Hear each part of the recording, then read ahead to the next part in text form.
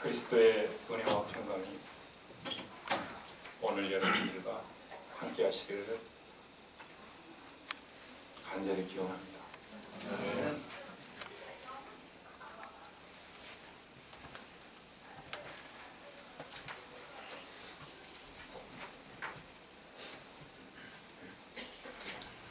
예배에 참석하기 위해서 경희 중앙선을 타고 국수역을 출발했습니다. 오다가 설교문을 다시 한번 읽으면서 눈을 감았습니다. 제 눈을 감았는데 제 눈빛으로 창밖의 햇살이 다가왔습니다. 눈을 감았는데 말입니다. 그때 언뜻 생각난 글이 있어서 여러분들에게 알려드리고 싶습니다. 제목은 새벽비. 문 틈으로 새벽이 찾아온다. 적은 빛이다. 늘 하던 대로 그냥 보내지만 다시 문 틈으로 새벽이 찾아온다.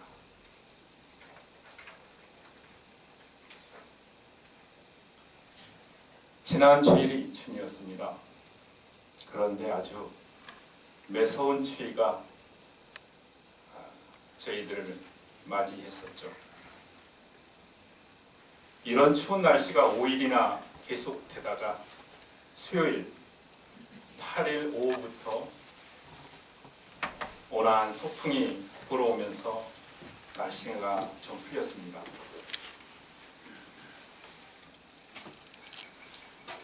다음 날이 평창 겨울올림픽이 시작되는데 아마 관계자들과 참석자들은 마음을 좀 놓게 되었을 것입니다.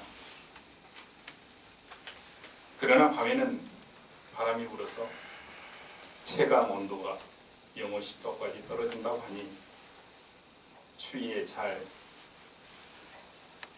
대비했을 것 같습니다. 날씨는 춥지만 평창 겨울올림픽의 분위기는 뜨겁다는 소식입니다.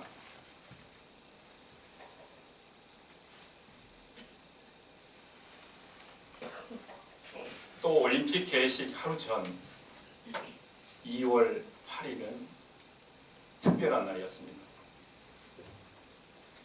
관심 있는 사람들은 그 특별한 날을 기억할 겁니다. 대중매체에서도 긴장한 듯 실시간으로 관련 뉴스를 내보냈습니다. 그 소식은 북한이 건군절 70주년을 맞아 이날 오전 평양에서 열병식을 가졌다는 것입니다. 다행히 생중계가 아닌 녹화된 영상을 내보냈다고 합니다. 열병식 시간도 반으로 줄인 1시간 30분 정도였다고 하니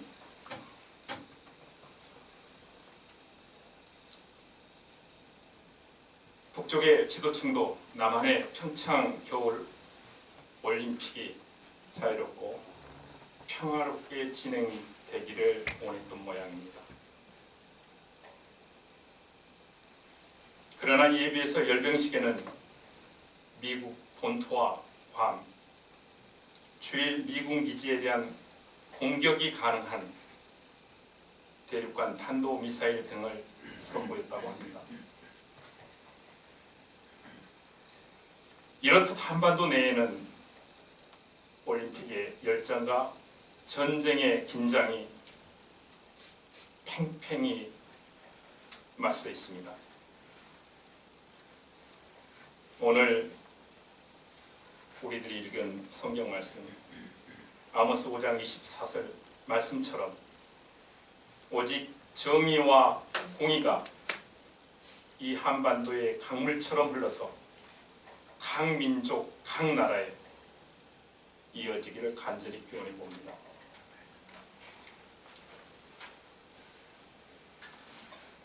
오늘 말씀을 통해 만나는 아모스 선지자는 BC 760년경에 활동했던 예언자입니다.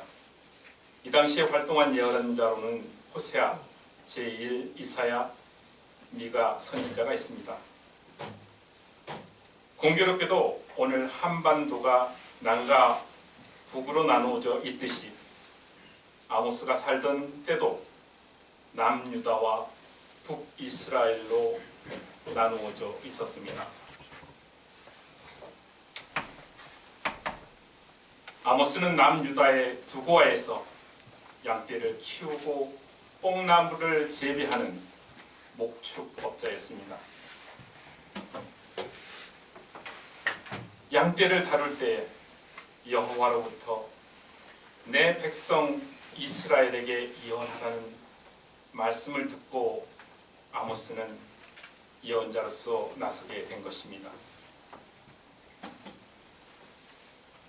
그런데 아모스는 자신의 출신지인 남유다가 아닌 북이스라엘에서 예언 활동을 하게 됩니다.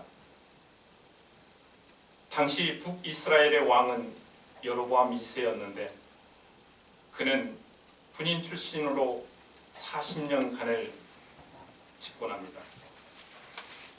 그는 이스라엘을 부국 강경 정책을 써서 이끌고 남유다와 이웃 나라와도 잠정적으로 잘 지냅니다. 시간의 차이가 있지만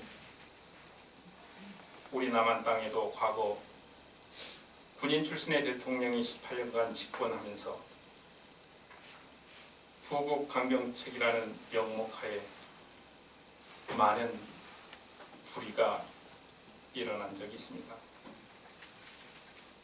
아모스를 통해 여호와 하나님께서는 전쟁을 통해 사람을 죽이고 외국으로 노예로 넘기는 이스라엘의 이웃 나라들에게 불로 심판하겠다고 하십니다. 또한 남쪽의 유다에게는 하나님의 율법과 율례를 멸시하고 지키지 않는 일로 그리고 우상에 미혹된 일로 불심판을 예언하십니다. 심판의 예언은 점점 개약 백성에게까지 다가옵니다.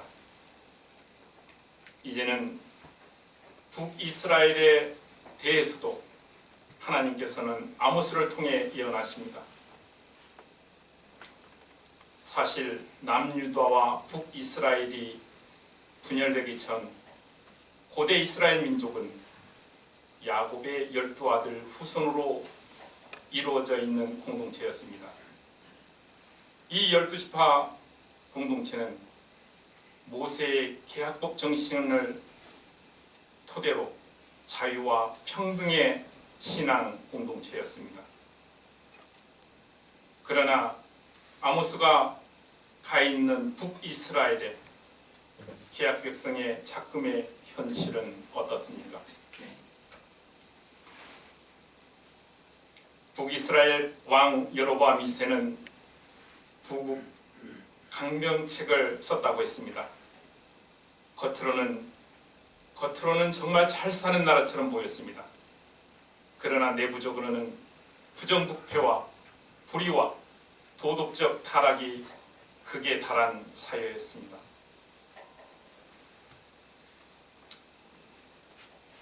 성서는 말합니다. 너희들이 은을 받고 의인을 판다. 너희들이 신 한 켤레를 받고 가난한 자를 판다. 너희들이 힘 없는 자의 머리를 마트에 두고 발로 밟는다. 땅에 대고 발로 밟는다. 연약한 자의 길을 굳게 하며 아버지와 아들이 한 젊은 여인에게 다녀서 내 거룩한 이름을 더럽힌다.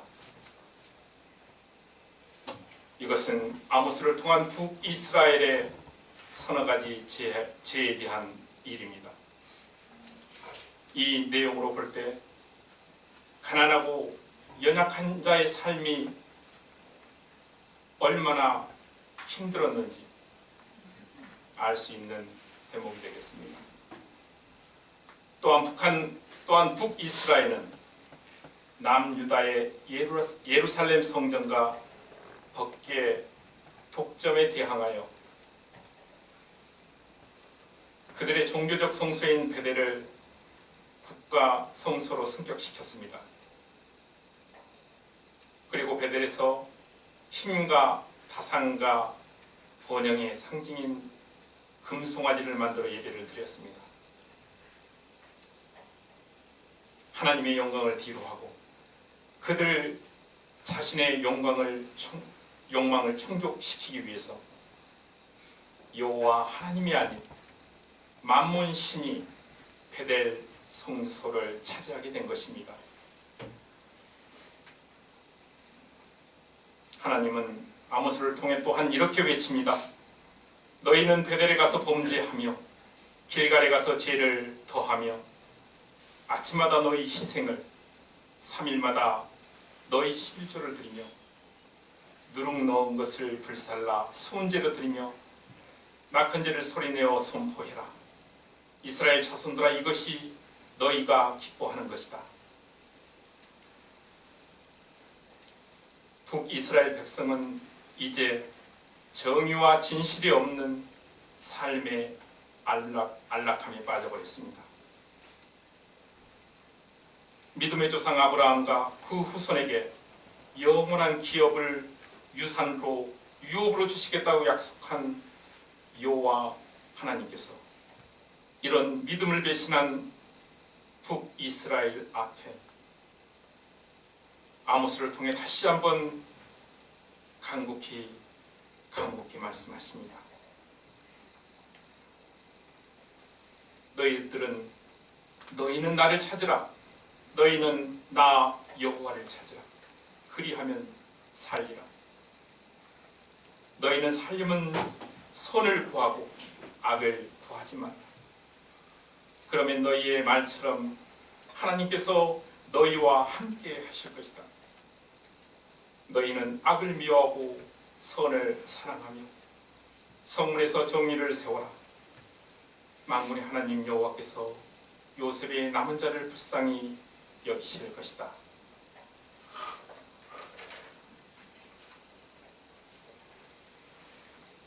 이스라엘 백성은 하나님이 그 공동체의 중심에 있을 때 진정 참으로 참된 자유와 번영을 누렸습니다. 그들은 본래 가난하고 힘없이 떠돌며 유리하던 무리였습니다. 그런데 하나님께서는 이들을 긍휼히 여겨서 민족을 이루게 하셨습니다. 그러므로 이스라엘 계약법의 근본 정신은 가난한 자들과 약자에 대한 보호로 되어 있습니다. 요즘 말로 하면 사회 정의와 약자에 대한 우선적 보호법이라고 말할 수 있겠습니다. 이 계약법 정신의 핵심은 약자와 소외받는 자들, 즉 고아, 과부, 가난한 자, 이방인 등을 돌보고 정의를 바로 세우라는 것입니다. 그러나 이스라엘 백성은 과거 애굽에서의 종살이 시절을 잊고 있었습니다. 가난하고 고난을 받으며 힘겹게 일하던 시절에 그들이 하나님께 부르짖을 때, 그들이 여호와 하나님을 간절히 찾을 때 하나님은 그들을 애굽 땅에서 빼내 주셨습니다. 또한 험난하고 고단한 40년의 광야 생활에서도 하나님이 이스라엘과 늘 함께 하심으로 그들은 참된 자유와 평화를 누렸습니다. 그러나 북이스라엘은 여호와 하나님이 아닌 자기 자신들의 번영과 타산과 안락을 위하여 신들을 만들었습니다. 그리고 그 우상 신에게 제사를 드렸습니다. 그들은 점점 더 깊이 죄악의 늪에 빠져들었습니다. 이것은 종교적인 부분만 아니라 사회 경제적으로도 그 제약은 깊어져 갔습니다. 국가가 부유했던 북이스라엘은 사회 구조적 모순으로 말미암아 가난한 자는 더 가난해지고 부유한 자들은 더 부유해지는 그런 차이가 심해진 사회가 되었던 것입니다. 또한 사회 전반에 퍼져 있던 불의는 인간의 평등성과 존엄성을 완전히 파괴시켜 버렸습니다. 몇천 년의 시간 사이를 두고 아모스가 활동했던 때와 오늘 21세기를 살아가는 이 땅 한반도가 여러 가지로 같아 보이는 것은 무슨 이유일까요? 경제, 사회, 종교적으로 말입니다. 아모스가 오늘 이 땅에 와서 예언 활동을 한다면 그 첫 하나님의 말씀은 정의가 강물처럼 흐르게 하여라. 공의, 즉 서로 위하는 마음이 개울같이 넘쳐 흐르게 하여라. 이렇게 말할 것 같습니다.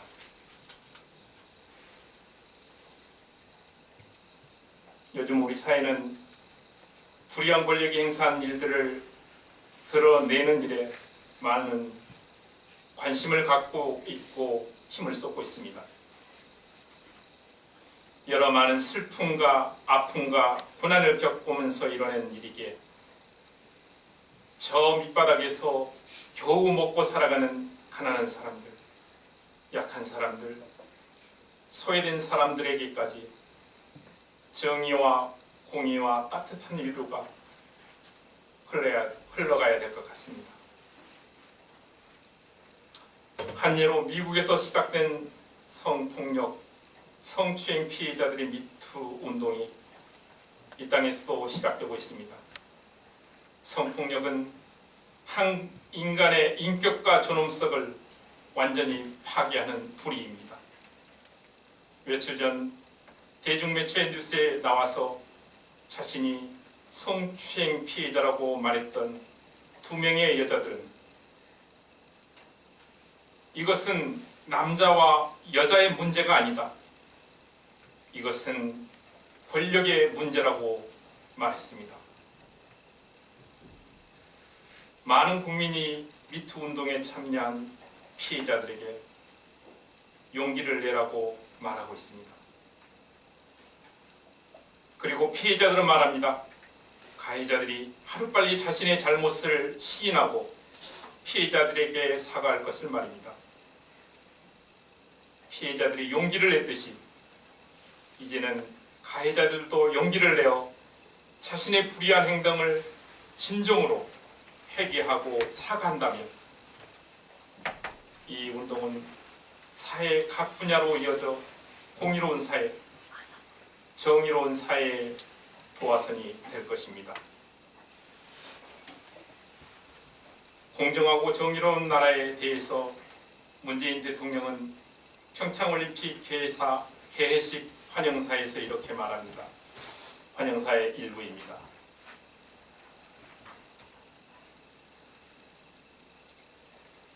세계와 마찬가지로 한국은 지금 공정한 사회를 꿈꿉니다. 우리는 지난 겨울 공정하고 정의로운 나라를 위해 촛불을 들었고 이번 겨울올림픽을 준비하면서 공정함에 대해 다시 성찰하게 됐습니다. 우리 아이들이 스포츠를 통해 규칙과 공정함을 익힌다면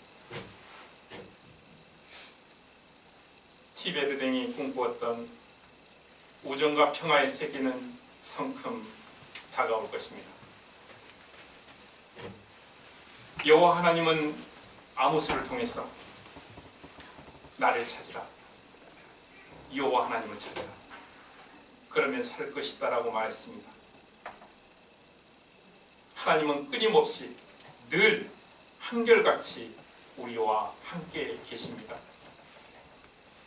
우리가 하나님께서 주신 최고의 선물인 예수 그리스도를 잊지 않고 기억하는 한 정의는, 공의는 그리스도의 사랑 안에서 강물처럼 흐를 것입니다. 기도드리겠습니다.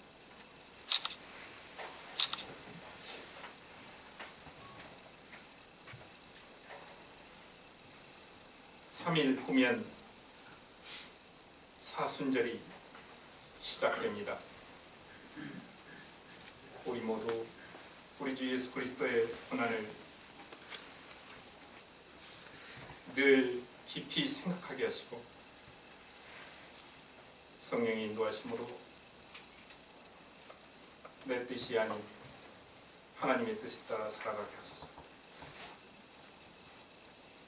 우리로 하여금 그리스도 예수 안에서 온전히 서로 사랑하게 하소서. 주님의 이름으로 기도합니다. 아멘.